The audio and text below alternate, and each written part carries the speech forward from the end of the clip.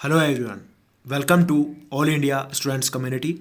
मैं All India Students Community में आप सभी का स्वागत करता हूं। दोस्तों, आज के सभी इंपॉर्टेंट करंट अफेयर्स हम हिंदी और इंग्लिश दोनों लैंग्वेज के अंदर कवर करेंगे। ये वीडियो मैं आप लोगों के लिए दो पार्ट्स में लेकर आया हूं। एक पार्ट में हम करंट अफेयर्स को जीके के साथ लिंक करके सारी चीज़ों को डिटेल्स में पढ़ेंगे और दूसरा पार्ट होगा वन लाइनर्स करंट अफेयर्स का, ताकि एक भी क्वेश्चन आपके एग्जाम में छूट ना जाए। अगर आप इस वीडियो का पीडीएफ डाउनलोड करना चाहते हैं तो डिस्क्रिप्शन में लिंक अवेलेबल करा दिया गया है, वहां से आप इस वीडियो का जो है पीडीएफ डाउनलोड कर सकते हैं। दूसरा, अगर आप मुझे व्हाट्सएप या टेलीग्राम से जुड़ना चाहते हैं कि सीधा आपके पास ये पीडीएफ मिलता रहे, आप तक पहुंचता रहे, तो उसका लिंक भी डिस्क्रिप्शन में अवेलेबल है। तो चलो अब शुरू करते हैं आज के हमारे सभी इंपॉर्टेंट करंट अफेयर्स। और आज का हमारा पहला क्वेश्चन है, along with which organization ICMR has initiated a population based CO survey in selected districts to monitor COVID-19 prevalence। कोविड-19 की निगरानी के लिए आईसीएमआर ने किस संगठन के साथ सीरो सर्वेक्षण शुरू किया है? तो पूछा गया है कि कोविड-19 की निगरानी के लिए आईसीएमआर ने किस संगठन के साथ एक सीरो सर्वेक्षण शुरू किया। तो हमारा इसका जो करेक्ट आंसर होगा वो होगा national centre for disease control के साथ मिलकर। किसके साथ मिलकर? National centre for disease control के साथ मिलकर आईसीएमआर ने सीरो सर्वेक्षण शुरू किया है। अब सवाल उठता है, सर ये बताओ ये सीरो सर्वेक्षण है क्या? तभी तो कुछ समझ में आए। भाई, सीरो सर्वेक्षण क्या है कि ये दोनों ऑर्गेनाइजेशन मिलकर, आईसीएमआर और national centre for disease control, जिसे आप एनसीडीसी बोल सकते हैं, ये दोनों ऑर्गेनाइजेशन एक साथ मिलकर काम करेगी हर एक डिस्ट्रिक्ट में। ठीक है, कुछ सिलेक्टेड डिस्ट्रिक्ट्स होंगे जिनको सिलेक्ट कर लिया जाएगा और वहां पर ये स्टेट हेल्थ डिपार्टमेंट्स के साथ मिलकर कोविड-19 को मॉनिटर करेगी और वहां पर होगा सीरो सर्वेक्षण। वहां पर जो लोग हैं उनका स्वैब टेस्ट किया जाएगा और उन पर निगरानी रखी जाएगी उन जिलों के अंदर। तो ये है सीरो सर्वेक्षण, जिसे आईसीएमआर ने एनसीडीसी के साथ मिलकर स्टार्ट किया है। अब यहां पर दो चीजें के बारे में जानना बनता है, एक तो आईसीएमआर और दूसरा NCDC, national centre for disease control. ICMR क्या है, इसका फुल फॉर्म क्या है? आईसीएमआर का फुल फॉर्म है Indian council of medical research. क्या है? Indian council of medical research. Headquarter कहां पर है? नई दिल्ली में। और इसका स्थापना हुआ था 1911 में आईसीएमआर का स्थापना हुआ था। अगर अभी हम बात करते हैं डायरेक्टर जनरल की, आईसीएमआर के डायरेक्टर जनरल कौन है?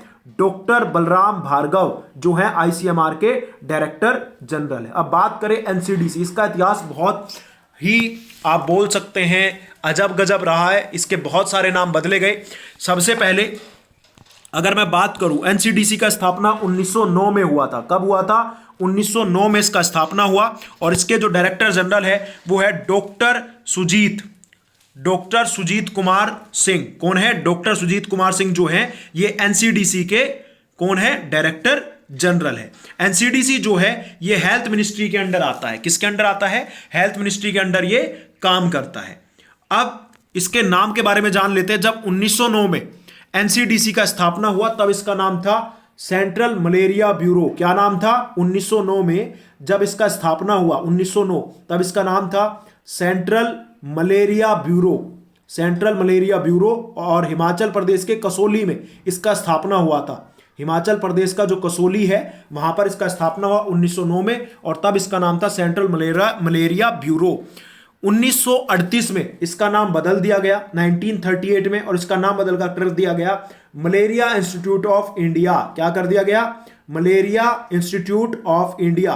फिर इसके बाद 1963 में इसका नाम बदला गया और 1963 में इसका नाम कर दिया गया national institute of communicable disease, NICD। ठीक है, तो 1963 में इसका नाम बदला गया NICD के नाम से, national institute of communicable disease. और 30 जुलाई 2009 को इसका नाम हो गया national centre for disease control. क्या हो गया? National centre for disease control. कब? 30 जुलाई 2009 में। अगले क्वेश्चन पर आते हैं। अगला क्वेश्चन है, which division of Southern Railway partnered with Kerala Circle of Postal Department for door delivery and pickup parcels to help the public during the lockdown। दक्षिण railway के किस विभाग ने केरल सर्कल के डाक विभाग के साथ भागीदारी की है? तो दक्षिण रेलवे का जो तिरुवनंतपुरम सेक्टर है, ठीक है, आप बोल सकते हैं दक्षिण रेलवे का तिरुवनंतपुरम के ने दक्षिण रेलवे का जो विभाग है तिरुवनंतपुरम, उसने केरल सरकार के डाक विभाग से साझेदारी की है। मतलब क्या होगा कि डोर डिलीवरी और पिकअप, यहां से ऑर्डर को डोर डिलीवरी की जाएगी, दोनों मिलकर। रेलवे जो है पब्लिक की डिमांड को, रेलवे और ये जो पोस्ट सर्कल है केरल का, ये दोनों मिलकर लोगों की डिमांड को पूरा करेगा। और आप बोल सकते हैं डोर डिलीवरी ये जो है करने वाले हैं दोनों मिलकर, ताकि लोगों को इस दौरान कोई प्रॉब्लम ना हो। अगर हम बात करते हैं केरल की, किसकी? अगर मैं केरल की बात करता हूं तो केरल के गवर्नर कौन है? आरिफ मोहम्मद खान। सीएम कौन है? पिनाराई विजयन। 1 नवंबर 1956 को केरल का स्थापना हुआ था। कब हुआ था? 1 नवंबर 1956। 1 नवंबर 1956 को इसका स्थापना हुआ। टोटल डिस्ट्रिक्ट हैं 14 यहां पर। अगर बात करें एरिया के अकॉर्डिंग, ये आता है 23वें नंबर पर, और पॉपुलेशन के अकॉर्डिंग ये आता है 13वें नंबर पर। ठीक है, राज्यसभा की जो टोटल जो सीटें हैं यहां पर 9 है, और लोकसभा की टोटल सीटें यहां पर 20 हैं। अगर मैं बात करता हूं केरल के हाईएस्ट पीक की, केरल की सबसे ऊंची चोटी, तो केरल की सबसे ऊंची चोटी है कौन सी? अनायमुडी। अनायमुडी जो है यहां की सबसे ऊंची चोटी है। केरल का नेशनल पार्क बहुत ही फेमस है, जो काफी बार एग्जाम में पूछा गया है, और वो कौन सा है? केरल का नेशनल पार्क, उसका नाम है साइलेंट वैली नेशनल पार्क। कौन सा? Silent valley national park. यहां पर कुछ लेक भी है जो एग्जाम में बार बार पूछी गई है, जैसे वेम्बानंद लेक, ये कहां पर है? केरल के अंदर है वेम्बानंद लेक। ठीक है, दूसरा अष्टामुडी। अष्टामुडी लेक जो है केरल के अंदर है, और एक है परावुरु। ठीक है, परावुरु लेक जो है, परावुर आप इसे बोल सकते हैं परावुर लेक, ये भी केरल के अंदर ही स्थित है। चलो अब बढ़ते हैं आगे। Next question is who has been appointed as director general of ASI? ASI का महानिदेशक किसे नियुक्त किया गया है? अब सवाल उठता है ये ASI क्या है सर? ASI है archaeological survey of India. Archaeological survey of India के डायरेक्टर जनरल कौन बन गए हैं? तो आर्कियोलॉजिकल सर्वे ऑफ इंडिया के डायरेक्टर जनरल बन गए हैं V विद्यावती। अब सवाल उठता है सर ASI के बारे में थोड़ा सा बताओ। जैसे ASI का फुल फॉर्म हो गया आर्कियोलॉजिकल सर्वे ऑफ इंडिया, इसके फाउंडर कौन है? इसके फाउंडर, ASI के फाउंडर है अलेक्जेंडर कनिंघम। कौन है? अलेक्जेंडर कनिंघम जो है इसके फाउंडर है। 1861 में ASI का स्थापना हुआ था। ठीक है, और इसका हेडक्वार्टर कहां पर है?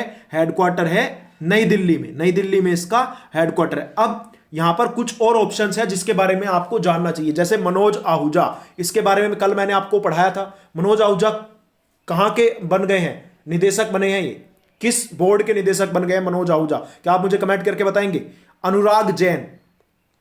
अनुराग जैन जो है ये अभी हाल ही में DDA, दिल्ली डेवलपमेंट अथॉरिटी का वाइस चेयरमैन बनाया गया है। किसका? दिल्ली डेवलपमेंट अथॉरिटी का वाइस चेयरमैन बनाया गया है अनुराग जैन को। और अनीता करवाल जो कि पहले CBSE की चेयरमैन थी, इन्हें अब जो है अनीता करवाल को HRD का सचिव बना दिया गया। HRD का एक डिपार्टमेंट है जिसका नाम है department of school education and literacy, जिसे आप बोल सकते हैं स्कूली शिक्षा एवं साक्षरता विभाग का सचिव बनाई गई है अनीता करवाल। कौन बनाई गई है? अनीता करवाल। किसकी? स्कूली शिक्षा एवं साक्षरता विभाग की। ठीक है, आप मुझे बताएंगे मनोज आहूजा को कौन सा पद दिया गया है, यह आप मुझे कमेंट करके बताएंगे। ठीक है, चलो अब बढ़ते हैं अगले क्वेश्चन पर। अगला क्वेश्चन है भारत के पूर्व मुक्केबाज अखिल कुमार को नाडा अनुशासन पैनल में फिर से शामिल किया गया है। नाडा के महानिदेशक कौन है? Akhil Kumar, the former boxer of India, has been reinducted into NADA disciplinary panel. Who is the director general of NADA? तो सवाल उठता है सर पहले ये नाडा क्या है, इसका फुल फॉर्म क्या है, नाडा के बारे में बताओ। तो भाई नाडा के बारे में जान लेते हैं। नाडा है नेशनल एंटी डोपिंग एजेंसी। क्या है? National anti doping agency. कुछ दिन पहले मैंने आपको वाडा के बारे में बताया था, तो वाडा के बारे में आप मुझे बताएंगे। नाडा क्या है? नेशनल एंटी डोपिंग एजेंसी, जिसका स्थापना हुआ था 24 नवंबर 2005 को। कब हुआ? 24 नवंबर 2005 को इसका स्थापना हुआ, और इसका मोटो है प्ले फेयर। क्या है? Play fair. नाडा का काम क्या है? नाडा का काम है प्लेयर पर निगरानी रखना। कहीं आपने देखा होगा कुछ प्लेयर क्या करते हैं, अपनी परफॉर्मेंस को सुधारने के लिए ड्रग्स का इस्तेमाल कर लेते हैं, तो ताकि जो प्लेयर्स हैं वो इन सारी चीज़ों का इस्तेमाल ना करें, इन जो ड्रग्स हैं इनका इस्तेमाल ना करें, तो उन पर नज़र बना के रखता है नाडा और उनका टाइम टू टाइम टेस्ट करता रहता है कहीं किसी ने ऐसे ड्रग्स का इस्तेमाल तो नहीं किया है। गलती से भी आप ऐसा नहीं कर सकते, अगर ऐसा करते हैं तो आपको स्पोर्ट से बैन कर दिया जाता है नाडा द्वारा। तो अब जो अखिल कुमार है ये पहले गोल्ड विनर है कॉमनवेल्थ बॉक्सिंग चैंपियनशिप, कॉमनवेल्थ में इन्होंने बॉक्सिंग में गोल्ड मेडल जीता था और 2017 से 2019 तक नाडा के पैनल के सदस्य रहे हैं और इनको दोबारा से इस सदस्य में चुन लिया गया है, इसका सदस्य बना दिया गया है। अब यहां पर सवाल था कि नाडा के डायरेक्टर जनरल कौन है, महानिदेशक कौन है नाडा के, तो वो है नवीन अग्रवाल, महानिदेशक भी है और चीफ एग्जीक्यूटिव ऑफिसर भी हैं किसके, नाडा के। अगले क्वेश्चन पर आते हैं।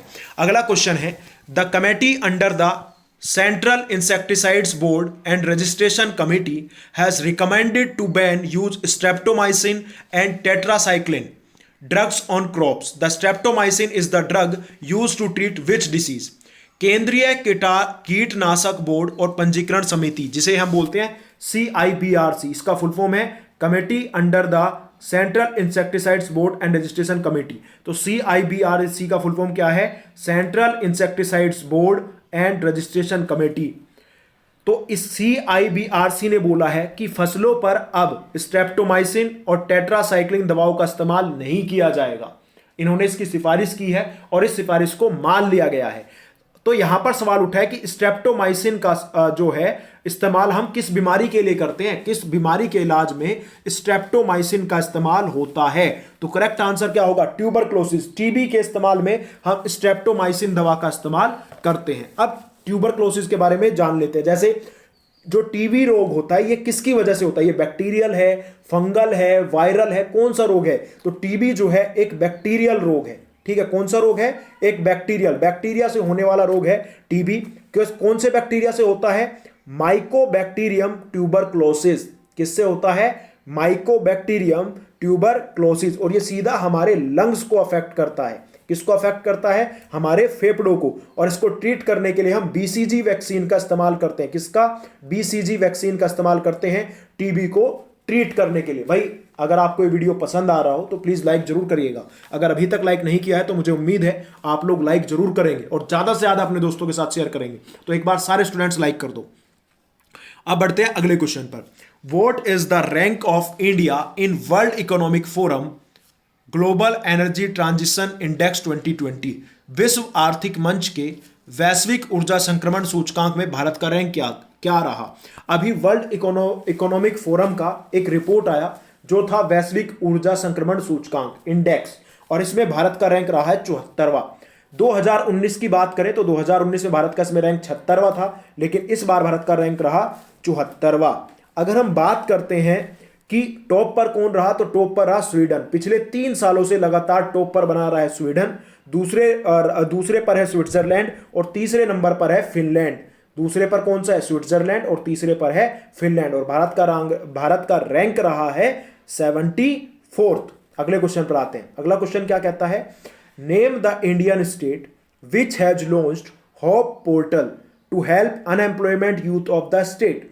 उस भारतीय राज्य का नाम बताइए जिसने राज्य के बेरोजगार युवाओं को मदद के लिए होप पोर्टल लॉन्च किया है। तो होप पोर्टल लॉन्च किया गया किसके द्वारा, उत्तराखंड सरकार द्वारा। होप का फुल फॉर्म क्या है, होप का फुल फॉर्म है helping out people everywhere. Helping out people everywhere, तो मतलब इसके तहत, होप के तहत लोगों को रोजगार की अपॉर्चुनिटीज दी जाएगी उत्तराखंड सरकार द्वारा। जो लोग बेरोजगार हैं उनको रोजगार दिया जाएगा होप पोर्टल के तहत। अब उत्तराखंड की बात करें तो उत्तर प्रदेश से कब अलग होकर ये एक अलग राज्य बना, ये आप मुझे कमेंट करके बताएंगे। उत्तराखंड की सबसे ऊंची चोटी कौन सी है, नंदा देवी। नंदा देवी जो है इसकी सबसे ऊंची चोटी है। दूसरा आप मुझे कमेंट करके बताएंगे SC ST को बैन करने वाला पहला राज्य कौन सा बना। SC ST प्रमोशन को बैन करने वाला पहला राज्य उत्तराखंड ही था। यहाँ के CM और गवर्नर के बारे में भी आप मुझे कमेंट करके बताओ। देखते हैं कितने लोग इसका सही जवाब दे पाएंगे। जैसे केरल के बारे में आज हमने पढ़ा था, मैंने केरल के बारे में पढ़ाया। केरल के द्वारा कोविड-19 की एक ऐप लॉन्च की गई जिसका नाम क्या था, जिसका नाम था GOK डायरेक्ट। GOK direct. अब आप मुझे कमेंट करके बताएंगे उत्तराखंड ने ऐसी कौन सी ऐप लॉन्च की है कोरोना वायरस के प्रति, क्या आप बता सकते हैं? चलो अब बढ़ते हैं अगले क्वेश्चन पर। अगला क्वेश्चन है the PM CARES fund trust has allocated how much amount for India's fight against कोविड-19 in its first instalment. PM CARES fund trust ने अपनी पहली किस्त में कोविड-19 के खिलाफ भारत की लड़ाई के लिए कितनी राशि आवंटित की? तो टोटल किया 3100 करोड़। कितनी?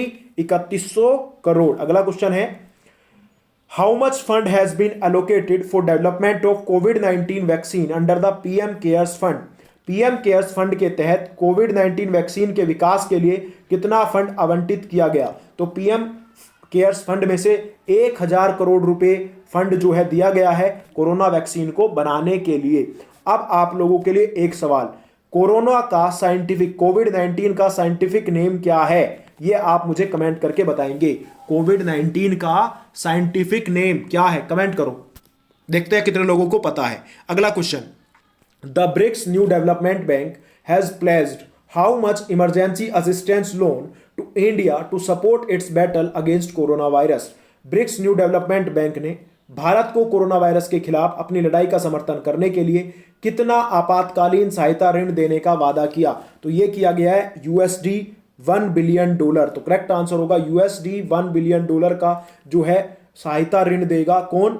New development bank. अब ब्रिक्स के अंडर कितने देश आते हैं ये मुझे बताएंगे। ब्रिक्स का स्थापना कब हुआ था ये आप मुझे कमेंट करके बताएंगे। ब्रिक का नाम कब ब्रिक्स हो गया ये भी आप मुझे कमेंट करके बताएंगे, क्योंकि अभी मैंने 4 दिन पहले आपको पढ़ाया था। न्यू डेवलपमेंट बैंक का हेडक्वार्टर कहां पर है? कमेंट करो। ये कुछ क्वेश्चन है आप लोगों के लिए। तो ये था हमारा पहला पार्ट जहां पर हमने चीजों को डिटेल्स में पढ़ा।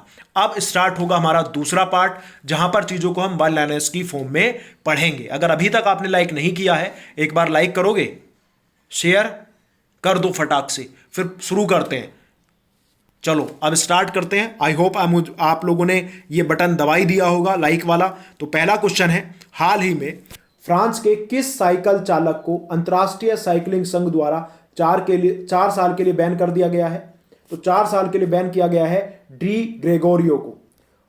किस शहर में होम डिलीवरी को अनिवार्य रूप से कैशलेस कर दिया गया है? कैशलेस, तो वो है अहमदाबाद शहर में।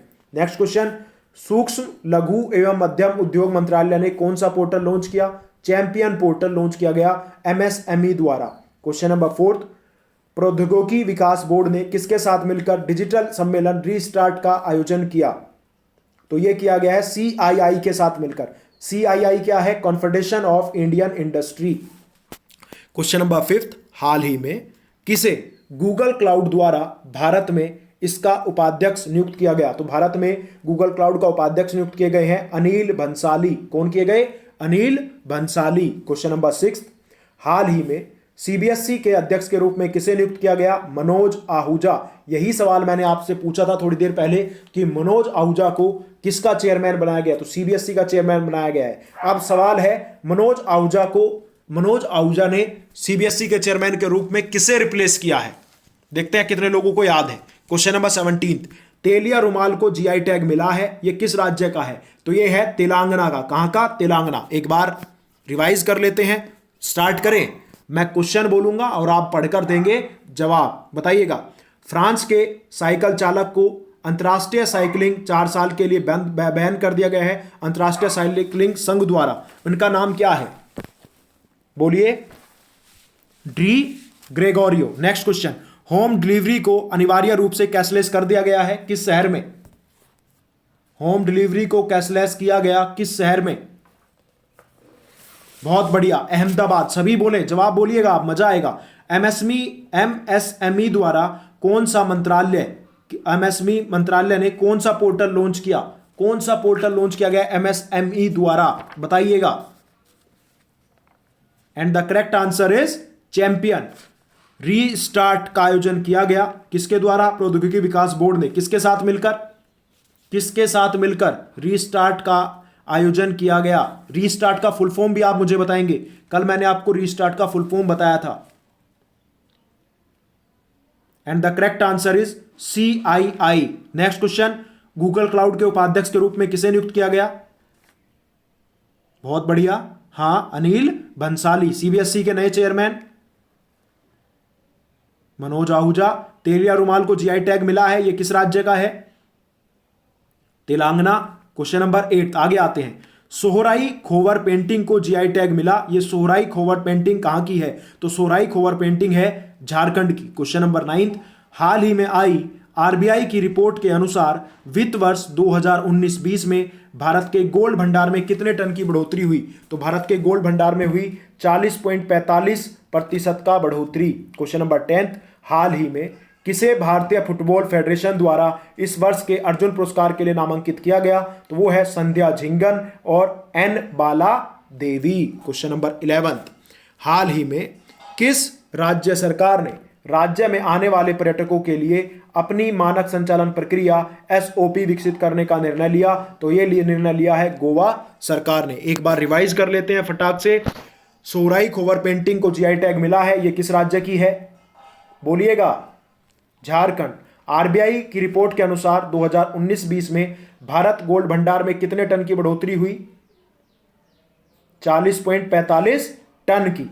नेक्स्ट क्वेश्चन भारतीय फुटबॉल फेडरेशन द्वारा अर्जुन पुरस्कार के लिए किसको नामांकित किया गया?